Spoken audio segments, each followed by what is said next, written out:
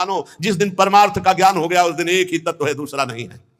पर समझ जब तक, यही तो कह रहे, बड़ी आश्चर्य की बात है कि अगर कहा जाए समझ नहीं है तो बोले समझाई, दूसरे को समझा रहा है, कह रहे समझ नहीं। सुनी गुनी समझी समझाई, पर दशा हृदय ले, दशा में वही पत्नी, वही पुत्र, वही मित्र, वही शत्रु, वही अपना, वही पराया, यही तो माया है। और किसी माया कोई ऐसा रूप धारण थोड़ी करती, ये सब चराचर जगत उसी का खेल है माया का। और जो मायापति है वो दिखाई नहीं दे रहा, जो है वो दिखाई नहीं दे रहा, जो नहीं है वही दिखाई दे रहा है, इसी का नाम माया है। ज्ञान भगति साधन अनेक सब सत्य झूठ कछु नाही, तुलसीदास हरि कृपा मिटे भ्रम यह भरोसा मन माही। दिव्य भरोसा, कई बार कहा है कि भरोसे से भगवत प्राप्ति होती। गोस्वामी जी कह रहे मुझे दृढ़ भरोसा है कि नाथ आपकी कृपा कोर से ही इस माया से छूटना होगा। नाथ जीव तव माया मोहा, सो निस्तरी तुम्हारी चूहा। वो आपके दुलार से ही मुक्त हो सकता है, आप कृपा करो तो मुक्त हो जाए। तो कैसे कृपा होती है हरि की? मन क्रम वचन छाड़ी चतुराई, भजत कृपा करी है रघुराई। जो मन वचन कर्म से चतुरता छोड़कर रात दिन भजन करता है, भगवान कृपा करते और माया मन नष्ट हो जाता है। सच्ची मानिए, बिना भगवान की कृपा के बहुत बहुत ज्ञान बघारो, बहुत उपदेश करो, अंदर में वही माया का खेल चलता रहता है। हृदय में कांच बटोरने की वृत्ति बनी रहती है। जो चारु चिंतामणि राधा नाम है, चारु चिंतामणि हरिवंश नाम है, चारु चिंतामणि राधा वल्लभ नाम है, वहां स्थिति नहीं रहती, वहां महत्व बुद्धि नहीं रहती। नहीं तो त्रिभुवन की राज्य लक्ष्मी देने पर भी जो आधे पल के लिए अपने प्रभु का विस्मरण ना करे, वही महाभागवत है, वही भक्त है। हमारी दशा कहां है? हमारी दशा चंद रुपयों में, चंद भोगों में, चंद आकर्षण में, चंद वाह वाह मान बड़ाई में हम अपने प्रभु को भूल जाते हैं, अपने स्वामी का विस्मरण कर देते हैं। अभी बात नहीं बनी, दशा हृदय नहीं आई। हमारे हृदय में दशा तभी मानी जाएगी जो हम जानकारी दूसरों को देते हैं वो अपने जीवन में आचरण में होनी चाहिए। जो वैराग्य का उपदेश दूसरों को देते हैं वही वैराग्य हमारे आचरण में हो, हमारे जीवन में हो, तभी तो साधुता। नहीं तो पाखंड ही तो कहा जाता है, उसी को तो पाखंड कहा जाता है कि पाखंड कर रहा है, वाणी से कुछ बोल रहा है, हृदय में कुछ चल रहा है, आचरण कुछ और है। बिन विवेक वैराग्य भक्ति बिनु सत्य नए को मानो, भगवत विमुख कपट चतुराई सो पाखंड ही जानो। बात कही जाए धर्म की और आचरण हो हमारा धर्म विमुख, तो वो पाखंड ही तो है। बात कही जाए वैराग्य की और आचरण हमारा वैराग्य से विमुख रागमय है, तो पाखंड ही तो है। बात कही जाए उदारता की और अंदर हमारे छा रहा है दूसरों से सुख भोगने की लालसा, ये कहां है? इसी को तो दंभ कहते हैं, इसी को पाखंड कहते हैं। गोस्वामी जी कह रहे हैं माधो अस तुम्हारिया माया, सपने पर बस परे। अगर ज्ञान हो गया तो जैसे स्वप्न में कोई मुझे दबाए हुए था, तो जगने पर अब कोई भय नहीं और उससे विनय करने की जरूरत नहीं। ऐसे ही जब हम जग गए, परमात्मा स्वरूप को समझ गए, तो हमें किसी से किसी भी तरह का ना राग, ना दैन्यता, ना द्वेष, ना आशा, क्योंकि कोई है नहीं। एकमात्र प्रभु के सिवा कोई है नहीं, वो प्रभु यहां भी विराजमान है। खत्म किया। समझना है, समझना है। समझ गए तो फिर जाग गए तो सोना क्या, और समझ गए तो रोना क्या। समझ गए तो कुछ, ये सब कुछ नहीं। पूज्य पाद सिवड़िया बाबा जी जब चले संन्यास लेकर, तो विचार किया क्या होगा इससे। दंड भंजन करके गंगा जी में फेंक दिया। ब्रह्मबोध होना चाहिए, बाहरी से क्या होगा। 3 रात 3 दिन तक प्रयाग में एकदम शरीर को जड़ पर, मुझे ब्रह्मबोध जाए। प्रयाग के कारण इतनी प्रबल मुमुक्षुता जागृत हुई कि जीवन व्यर्थ लगने लगा। तब जाकर के उनको भगवान नर नारायण ने 2 श्लोक उपदेश किए। बस वहीं से दिव्य साधना और ब्रह्म पदवी को प्राप्त महापुरुष। जब हमारे अंदर व्याकुलता हो भगवत प्राप्ति की, तब ये बाहरी संबंधों से व्याकुलता नहीं होती। आंतरिक संबंध जब हमारा प्रभु से बाहरी चाहे जैसी परिस्थिति हो, तब व्याकुलता प्रभु के लिए होती। और प्रभु की व्याकुलता ही जीवन को सद्गुणों से, दैवी संपदा से भर देती है। और विषयों की व्याकुलता ही समस्त सद्गुणों से रहित करके आसुरी संपदा से युक्त कर देती है। बिल्कुल खुली बात समझो। माया की चाहत ही हमारे सारे भागवतिक सद्गुणों को नष्ट करके आसुरी प्रवृत्ति कर देती है, और भगवान की चाहत, प्रियालाल की चाहत ही हमारे अंदर दैवी संपदा, दैवी सद्गुण प्रकाशित कर देती है। श्रीपाद कह रहे हैं ये प्रकृति ही समस्त दुखों का मूल है। प्रकृत्यंतम गत्वा जड़ मनत दुखात्म सकलम। जो वृंदावन का आश्रय ले लेता है, रसिकों के संग से प्रिया प्रीतम की उपासना करता है, तो गत्वा जड़ मनतम, ये झूठा जड़मय संसार गत्वा अब उसको दुख नहीं दे सकता। ये धोखा है, धोखा। खेतों में रखवाली करने के लिए धोखा लगाया जाता है। वो टोपी उपी लगा के, कपड़ा पहना के, तो पशुओं को धोखा हो जाता है। कोई व्यक्ति खड़ा है और खड़ा कोई नहीं होता। उस धोखे को धोखा जान ले तो खूब खाए पिए, कोई मारने पीटने वाला नहीं, वो केवल कपड़ा पहना खड़ा किया गया। ऐसे यहां धोखा है, न कोई स्त्री है, न कोई पुरुष है, न कोई अपना है, न कोई पराया, एक परमात्मा के सिवा कोई नहीं, सब धोखा। ये बनावटी, माया का बनावटी रूप है। अंदर केवल एक परमात्मा है। और धोखे से डरो मत, तो खूब माल ले जाओ। नाम रूप लीला धाम ये माल है, ये है कंचन। नहीं तो कांच बटोरो। मणिगण पुंज ब्रजपति छाणत हित हरिवंश कर गई कंज। इसलिए सावधान, दिव्य वृंदावन का ही हम आश्रय लिए हैं, ये दिव्य ही है। बस कृपा हो जाए लाडली लाल की, तो हमारे नेत्रों का ये त्रिगुणमयी पर्दा हटे, तो जो वर्णन सुनते हैं वही वर्णन देखने लगेंगे, हम वही हम हृदय से रसास्वादन करने लगेंगे, और होगा, निश्चित होगा। जैसे गोस्वामी जी कह रहे हैं कि हमारा विश्वास है कि हरि कृपा से ही माया जाएगी। हमारा विश्वास है कि जिसने झूठे से भी वृंदावन का आश्रय ले लिया तो धाम कृपा करेगा, एक दिन कृपा होगी और दिव्य नेत्र खुलेंगे और सदा सदा के लिए मौन हो जाएगा। कौन रस बाढ़े जहां बोली बोई भारी, ऐसा आनंद कि ना किसी से बोली वो ना कोई व्यवहार, बस अपनी कुंवर किशोरी को जियत निहार निहार। चलते श्रीमद् भागवत महापुराण वर्णन चल रहा है। भगवान श्री सुखदेव जी संपूर्ण ब्रह्मांड का वर्णन कर रहे हैं। पहले तो द्वीपों का वर्णन किया, अब उन द्वीपों के मध्य में एक विशाल पर्वत है जिसका नाम लोकालोक पर्वत है। यह पृथ्वी के सब और सूर्य आदि के द्वारा प्रकाशित और अप्रकाशित प्रदेशों के बीच में उनका विभाग करने के लिए यह विराजमान लोकालोक पर्वत। सूर्य भगवान जैसे जैसे इस चक्कर लगाते हैं इस पर्वत का, तो जिधर होते हैं उधर दिन होता है और पीछे रात होती है। मेरु पर्वत से लेकर मानसोत्तर पर्वत तक जितना अंतर है, उसके बीच में शुद्धोदक समुद्र है, शरबत का समुद्र। पीछे सुनाया गया था घी का, मदिरा का, दूध का, दही का, ऐसे पर समुद्र। यहां शुद्धोदक जो अपने यहां है वो क्षार नमक का। मेरु पर्वत से मानसोत्तर पर्वत तक शुद्धोदक समुद्र, बहुत ही पवित्र और मीठा जल, शरबत की तरह। उसके आगे जो भूमि है वो स्वर्णमयी भूमि है। वहां कोई वस्तु गिरेगी तत्काल अंतर्ध्यान हो जाएगी, इसलिए वहां कोई मनुष्य नहीं जा सकता, सिर्फ अंतर्ध्यान शक्ति संपन्न सिद्ध या देवता जा सकते हैं। यही मृत्युलोक में ही है लोकालोक पर्वत। उसके आगे की भूमि स्वर्णिम है, सोने की है। वहां कोई वस्तु गिरे तो तत्काल अंतर्ध्यान हो जाएगी, वस्तु नहीं दिखाई देगी। वहां कोई व्यक्ति नहीं जा सकता, केवल अंतर्ध्यान शक्ति संपन्न देवता जा सकते हैं या सिद्ध जा सकते हैं। लोकालोक पर्वत सूर्य आदि से प्रकाशित और अप्रकाशित भूभागों का बीच है। त्रिलोकी में यह सीमा स्थापित की गई है लोकालोक पर्वत की। इतना ऊंचा और लंबा है कि इसका ऊपरी भाग ध्रुवलोक को स्पर्श करता है। लोकालोक पर्वत का ध्रुव पर्यंत समस्त ज्योतिर्मंडल की किरणें प्रकाशित होती हुई है। तो एक ओर जब प्रकाश होगा तो दूसरी ओर अंधकार। सूर्य कभी अस्त नहीं होते, भगवान सूर्य कभी अस्त नहीं होते। प्रमाण, लक्षण, स्थिति के अनुसार यह हमने भूमंडल का वर्णन किया। यह 50 करोड़ योजन का है भूमंडल, जहां पृथ्वी है ये मिट्टी की, जिसमें मनुष्य, पशु, पक्षी सब रहते हैं। ये 50 करोड़ योजन, एक योजन को मतलब 4 को 50 करोड़, तो 5 को है, हाँ 200 करोड़। 50 करोड़ का मतलब 200 करोड़ कोस। ये पूरी भूमि है जिसमें मनुष्य वास करते हैं। 12.5 करोड़ योजन का लोकालोक पर्वत है बीच में जो है। उधर स्वर्णिम भूमि, इधर भूमि ये उपजाऊ। 4 दिग्गज ऋषभ, पुष्करचूड़, वामन, अपराजित, ये महान दिव्य गजराज चारों दिशाओं को रोके हुए विराजमान है।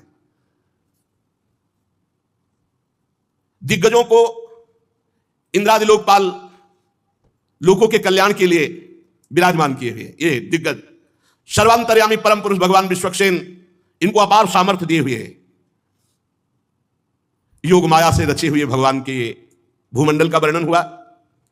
सूर्य की स्थिति, वैसे विज्ञान कहता है कि भूमि घूमती है, लेकिन हमारा शास्त्र कहता है कि सूर्य चक्कर लगाते हैं। पृथ्वी के बीच में जो ब्रह्मांड का केंद्र है, ब्रह्मांड गोलक, वो 25 करोड़ योजन का है। 25 करोड़ योजन का है। 50 करोड़ भूमि योजन ये है। उधर तो स्वर्णिम भूमि है लोकालोक पर्वत के, वहां देवता या सिद्ध अंतर ध्यान शक्ति संपन्न जा सकते हैं और इसको प्रकाशित करते हैं। इसलिए भगवान सूर्य का नाम एक मार्तंड हुआ। हिरण्यमय ब्रह्मांड ये भगवान विराट से प्रकट हुआ, इसलिए इसे हिरण्यगर्भ भी कहते हैं। जितना हमने तुमको भूमंडल का विस्तार बताया, उससे दुगना अंतरिक्ष लोक है। जैसे मटर या चना के एक भाग को जान ले तो दूसरे भाग की लंबाई पता चल जाती है। जितना भूमंडल है 50 करोड़ योजन, और उधर तो द्युलोक भी इतना ही है। और द्युलोक और भूलोक के बीच में एक अंतरिक्ष लोक है। ये दोनों का संधि स्थान है। मध्य भाग ग्रह नक्षत्र विराजमान है। अंतरिक्ष में भूमंडल और अंतरिक्ष के बीच में ही ये ग्रह नक्षत्र दिखाई दे रहे हैं। इनके ऊपर द्युलोक है, जहां किसी यंत्र का प्रवेश ही नहीं हो सकता है। वहां तो आगे द्व्युलोक में फिर स्वर्ग आदि की तरफ यात्रा सब सिद्ध और देव पुरुष करते हैं। अंतरिक्ष में कुछ सीमा तक ये यंत्र आदि जा सकते हैं। भगवान सूर्य उत्तरायण और दक्षिणायन इस गति से चलते हैं। मकर आदि राशियों में ऊंचे नीचे समान स्थानों में जाकर कभी दिन को बड़ा करते हैं, कभी रात को बड़ा करते हैं, कभी दिन को छोटा करते हैं, कभी रात को छोटा करते हैं। पंडित जन बताते हैं, पंडित पर ज्ञानी जन, मानसोत्तर पर्वत पर सूर्य की परिक्रमा का मार्ग 9,51,00,000 योजन है। एक राउंड 9,51,00,000 योजन। मेरु पूर्व की तरफ जब भगवान सूर्य जाते हैं तो देवराज इंद्र की जो देवधानी अमरावतीपुरी है उसको प्रकाशित करते हैं। उसके आगे जब दक्षिण की तरफ बढ़ते हैं तो यमराज की संयमिनीपुरी है। फिर जब पश्चिम की तरफ बढ़ते हैं तो वरुण जी की निम्लोचनी, और उत्तर की तरफ तो चंद्रमा की विभावरी। इन पुरियों को प्रकाशित करते हुए भगवान सूर्य आगे बढ़ते हैं तो सूर्योदय, मध्याह्न, सायंकाल, अर्धरात्रि ये क्रम से होती रहती। भगवान सूर्य कभी अस्त नहीं होते, उनका निरंतर परिक्रमा चलती रहती भूमंडल की। भगवान सूर्य जब मेरु को बाईं ओर रख करके चलते हैं तो दिखाई देता है कि वो दाईं ओर चलने पर चलते वो बाईं ओर है। जिस समय भगवान सूर्य का उदय जहां होता है ठीक उसी समय कहीं अस्त दिखाई देता है। कहीं जहां भगवान सूर्य मध्याह्न के पसीना पसीना कर रहे हैं किसी को, तो उसी समय आराम से आधी रात को कोई सो रहा होता है। भूमंडल में देख लो, यही की बात कह रहे हैं। कभी सूर्य अस्त नहीं होते, कभी सूर्य उदय नहीं होता, वो तो निरंतर चल रहे हैं। लोकालोक पर्वत के कारण वो अस्त और उदय का ऐसा, लोक माने प्रकाशित, आलोक माने अंधकार, लोकालोक पर्वत, उसी के कारण ऐसा अनुभव होता है। जहां कहीं आधी रात होगी तो कहीं पसीना चुआ रहे होंगे, दोपहर होगा, कहीं प्रातः हो रहा होता है तो कहीं वो अस्त हो रहे होते, वो पहाड़ पर्वत के कारण। सूर्य भगवान ना अस्त होते ना उदय होते हैं। जिन लोगों को सूर्य भगवान मध्याह्न में दिख रहे हैं उसी समय कहीं अंधकारमयी रात्रि होती है। सूर्य भगवान जब इंद्र की पुरी से यमराज की पुरी को चलते हैं तो 15 घड़ी में 2.25 करोड़ 12.5 लाख और 25,000 योजन इस रफ्तार से चलते हैं। 15 घड़ी में 2.25 करोड़ 12.5 लाख 25,000 योजन यात्रा तय करते हैं। बहुत रफ्तार की भगवान सूर्य की गति है। इसी क्रम से वरुण और चंद्रमा की पुरियों को पार कर इंद्रपुरी में पहुंचते हैं। इस प्रकार चंद्रमा आदि अन्य ग्रह भी ज्योतिष चक्र में अन्य नक्षत्रों के साथ उदित और अस्त होते रहते हैं। भगवान सूर्य का वेद में रथ एक मुहूर्त में 34,800,000 योजन की रफ्तार से चलता है। एक मुहूर्त में, बहुत छोटा समय मुहूर्त होता है, 34,800,000 योजन की रफ्तार से चलता है। आज तक हमें लगता है कोई ऐसी गाड़ी नहीं बनी होगी, कोई हेलीकॉप्टर या कोई भी वाहन नहीं बना होगा। नहीं, ऐसा नहीं बना होगा कि एक मुहूर्त में 34,800,000 योजन, कोई नहीं। इस रफ्तार से सब पूरे ब्रह्मांड को प्रकाशित करते हुए भगवान सूर्य, संवत्सर नाम का एक चक्र पहिया, 12 मास रूपी अरे, 6 ऋतु रूपी नेमी, 3 चौमासे रूपी नाभि और रथ की धुरी का एक सिरा मेरु पर्वत की चोटी पे रखा हुआ है और दूसरा मानसोत्तर पर्वत पे, और निरंतर भगवान सूर्य का रथ घूमता रहता है।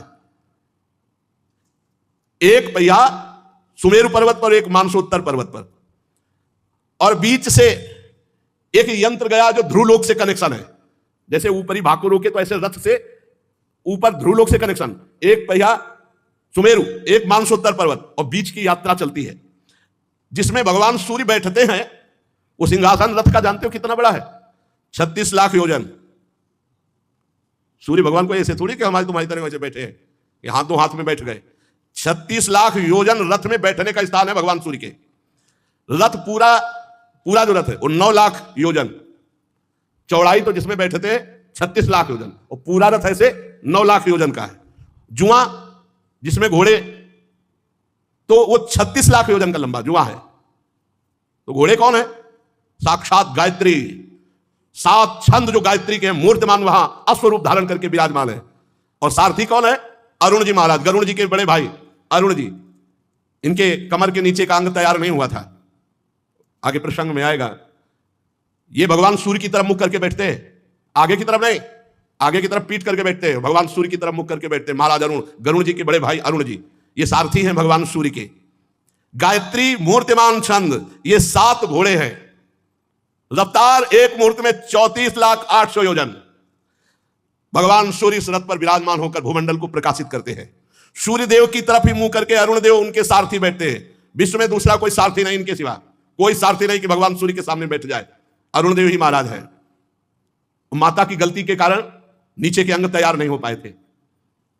आगे प्रसंग आएगा तो कहीं। और 60,000 ऋषि बालखिल्य ये स्तुति करते हुए चलते हैं। 60,000 बालखिल्य ऋषि ये भगवान सूर्य के रथ में भगवान सूर्य की स्तुति करते हुए चलते हैं। ऋषि, गंधर्व, अप्सरा, नाग, यक्ष, राक्षस, देवता, ये 14 कोई नृत्य कर रहा है, कोई गान कर रहा है, कोई स्तुति कर रहा है, कोई ऐसे चलते हैं भगवान सूर्य।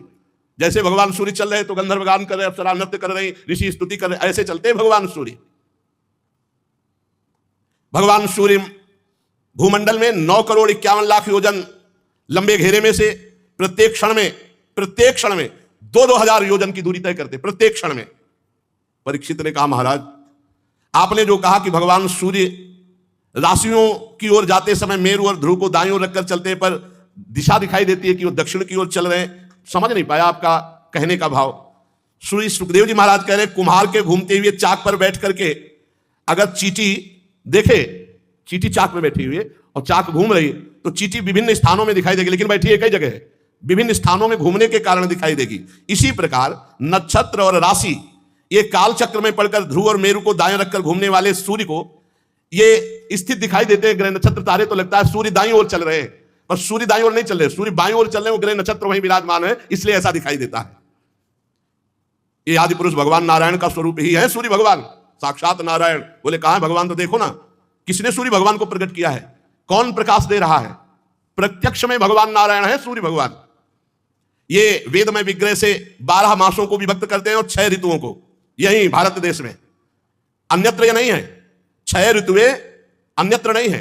आप देखो कहीं कहीं एकदम शीतलता ही शीतलता मिलेगी, गर्मी, बरसात, हेमंत, ये शिशिर, ये सब कहीं तो एकदम ठंड, और कहीं इतनी गर्मी की पूछो मत। वर्णाश्रम धर्म के अनुसार इन्हीं भगवान सूर्य नारायण की उपासना करके परम पद को भी प्राप्त किया जाता है। सूर्य भगवान संपूर्ण लोकों की आत्मा है, इन्हीं से रात दिन का विभाग होता है, उनका एक अव्यय ऋतु कहलाता है। आकाश में भगवान सूर्य का जितना मार्ग है वो आधा जब तय कर लेते हैं तो उसे एक अयन कहते हैं, दक्षिणायन और उत्तरायण से 2 भाग।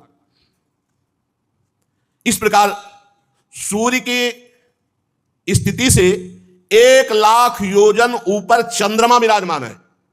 परमहंस श्री सुखदेव जी कह रहे, और भगवान श्री कृष्ण द्वैपायन व्यासदेव जी त्रिकालज्ञ लिख रहे हैं, जो अभी आपने सुना वो भगवान सूर्य की गति। अंतरिक्ष के ऊपर जो द्युलोक है, उस द्युलोक के ऊपर सब पुरियों को प्रकाशित करते हुए भगवान सूर्य जो सुमेरु आदि में विराजमान अपने रथ पर, वहां किसी की पहुंच आज तक किसी की नहीं है। फिर कह रहे हैं सूर्य से ऊपर 1,00,000 योजन चंद्रमा विराजमान है। हमारा शास्त्र कह रहा है कि सूर्य से ऊपर 1,00,000 योजन चंद्रमा विराजमान है। चंद्रमंडल, चंद्रमा की चाल सूर्य से भी बढ़कर तेज है, इसलिए वो सब नक्षत्रों के आगे रहता है। सूर्य के 1 वर्ष के मार्ग को चंद्रमा 1 महीने में तय कर लेता है, और इस 1 महीने के मार्ग को 2.25 दिन में, और 1 पक्ष के मार्ग को 1 ही दिन में तय कर लेता है। यह कृष्ण पक्ष में क्षीण होती हुई कलाओं से पितृगण के और शुक्ल पक्ष में बढ़ती हुई कलाओं से देवताओं के दिन रात का विभाग करता है। 30-30 मुहूर्त में एक नक्षत्र को पार करता है। यह अन्नमय अमृतमय होने के कारण समस्त जीवों की प्राण और जीवनी शक्ति को बढ़ाता है। चंद्रमा 16 कलाओं से युक्त है। ये मनोमय अन्नमय अमृतमय पुरुष स्वरूप भगवान चंद्रमा है। ये देवता, पितर, मनुष्य, भूत, पशु, पक्षी, सरीसृप, वृक्ष आदि सबके प्राणों का पोषण करता है, इसलिए सर्वमय देव चंद्रमा को कहा गया। चंद्रमा से 3,00,000 योजन ऊपर अभिजीत के 28 नक्षत्र विराजमान हैं। इन्हें भगवान ने काल चक्र में नियुक्त किया है। ये मेरु को दाईं ओर रखकर घूमते हैं। और देखो, चंद्रमा से 3,00,000 ऊपर अभिजीत 28 नक्षत्र, और अभिजीत नक्षत्रों से 2,00,000 योजन ऊपर शुक्र देवता विराजमान है। शुक्र नक्षत्र सूर्य की शीघ्र मंद और समान गतियों के अनुसार उन्हीं के समान ये कभी आगे कभी पीछे चलते हैं। ये बहुत मंगलकारी ग्रह है शुक्र, खूब वर्षा कराने वाला और बहुत मंगलकारी ग्रह शुक्र ग्रह है। ये सबके अनुकूल रहता है। शुक्र की गति जैसी वैसे ही चंद्रमा के पुत्र बुध की गति है। शुक्र से 2,00,000 योजन ऊपर चंद्रमा का ये पुत्र बुध विराजमान है। ये भी मंगलकारी है, किंतु जब सूर्य की गति का उल्लंघन करके चलता है तब आंधी, बादल और सूखे की भय की सूचना देता है। बुध से 2,00,000 योजन ऊपर मंगल ग्रह है।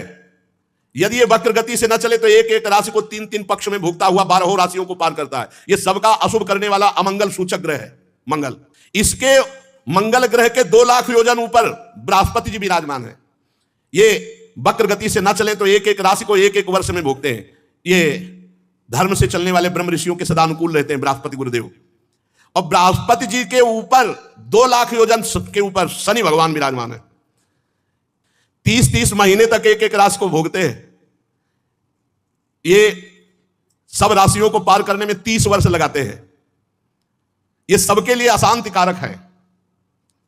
अगर ये विपरीत हो जाए तो बहुत ही हानि पहुंचा दे शनि भगवान। वो है सबके विपरीत ही।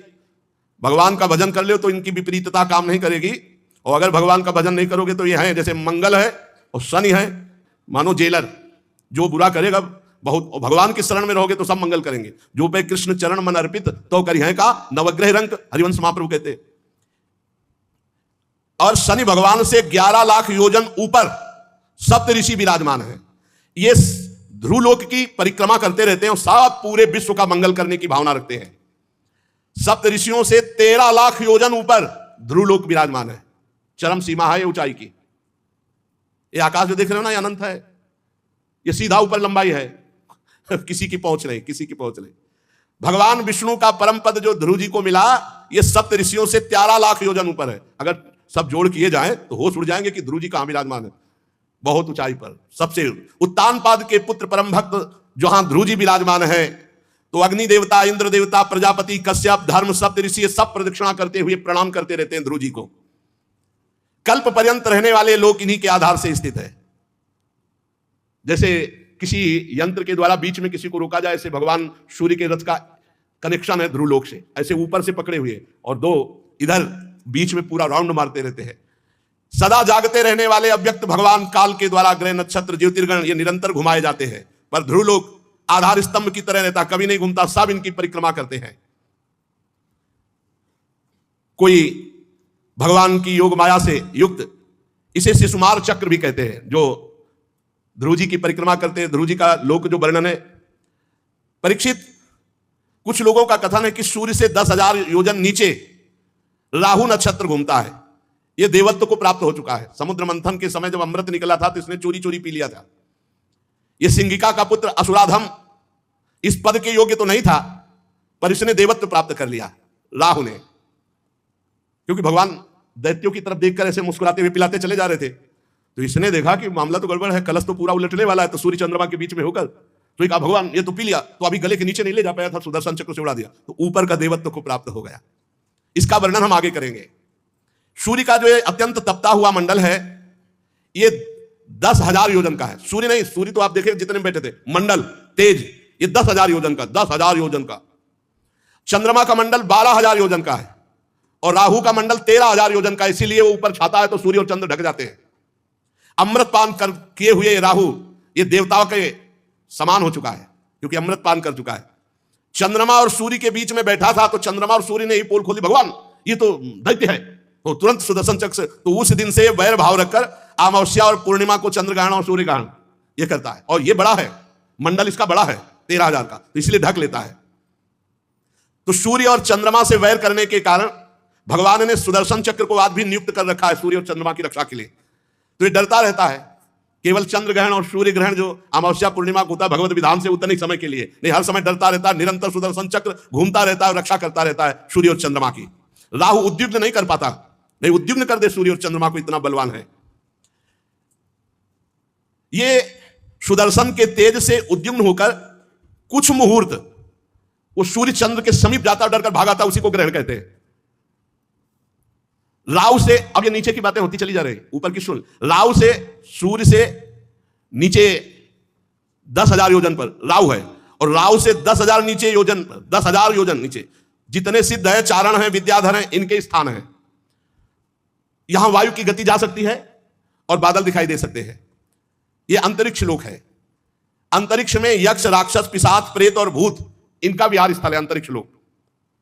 उससे नीचे, अंतरिक्ष लोक से नीचे 100 योजन की बीच की दूरी है, जहां से पृथ्वी है। यक्ष, राक्षस, पिशाच, प्रेत, भूत ये अंतरिक्ष लोक में वास करते हैं। अंतरिक्ष लोक से हजारों योजन ऊपर सिद्ध, चारण, विद्याधर, उनसे 10,000 योजन ऊपर राहु, और राहु से 10,000 योजन ऊपर सूर्य मंडल, सूर्य नहीं सूर्य मंडल, उसके नीचे 100 योजन का जो मार्ग है, फिर ये पृथ्वी लोक में आता है। 100 योजन 400 कोस, और 4 के 12 1200 किलोमीटर। जहां तक हंस, गिद्ध, बाज और गरुड़ ये उड़ सकते हैं। वहां से पृथ्वी की सीमा लागू होती है, उसके ऊपर अंतरिक्ष की सीमा रहती है। अगर अंतरिक्ष की सीमा में पहुंच जाए तो गुरुत्वाकर्षण बल और अंतरिक्ष के ऊपर वो बीच में हिलगा रहे। एक स्थिति ऐसी है जो ना पृथ्वी का आकर्षण नीचे का खत्म हो जाता है, ऊपर का आकर्षण ऊपर को बीच में, जैसे त्रिशंकु हिल गए यहां जो भी कहा जाता है त्रिशंकु की तरह वहां पहुंच जाने पर नीचे नहीं आया जा सकता। उसके ऊपर भूत प्रेत पिशाच राक्षस ये अंतरिक्ष लोग, हंस, गिद्ध, बाज और गरुड़ आदि प्रधान प्रधान पक्षी जहां से वहीं तक पृथ्वी की सीमा है। पृथ्वी का विस्तार तो सुन ही चुके हैं। अब पृथ्वी के नीचे लोक हैं, इसके नीचे भी है अतल लोक, वितल लोक, सुतल लोक, तलातल, महातल, रसातल, पाताल। ये नीचे के हैं, भूधरा समझो इनको। 14 भुवन का एक पूरा मकान समझो ब्रह्मांड, जिसे 7 ऊपर के और 7 नीचे के।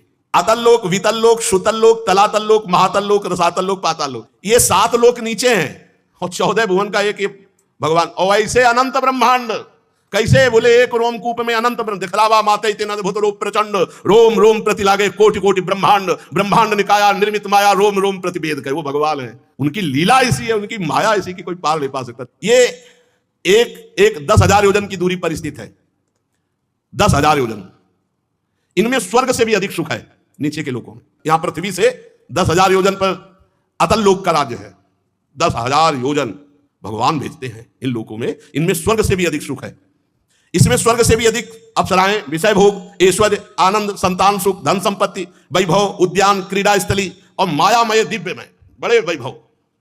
अरे सबसे इसे भव नरक कहते हैं जिसमें आप रह रहे हैं। समस्त भगवान की जितनी रचना है उतनी रचना में सबसे ज्यादा जो दुखद है वो यही है लोग, मृत्यु लोग। सबसे दुखद, इसी लोक के प्राणी में दुर्गंध नहीं मिलेगी आपको। दैत्य लोग भी देखो जाके कैसे बने हुए हैं। देव लोग जब वर्णन आता है ना, मानव जीवन तो केवल भगवान का भजन कर ले यही इसी बात के लिए श्रेष्ठ है और किसी बात के लिए श्रेष्ठ नहीं। कह रहे हैं कि इतना सुख है नीचे के लोकों में कि देवराज इंद्र को भी वो सुख नहीं जो नीचे के लोकों में है। वहां सुंदर सुंदर स्त्री, पुत्र, बंधु बांधव, सेवक और संपत्ति, मतलब इंद्र की सामर्थ्य नहीं है कि उन सुखों को सोच सके जैसा इन लोकों में सुख है। महाराज मैदानों की बनाई हुई अनेक पुरियां जगमगाती हैं और सुंदर सुंदर मणियों से जटित हर मकान है, वहां मणियों से जटित है।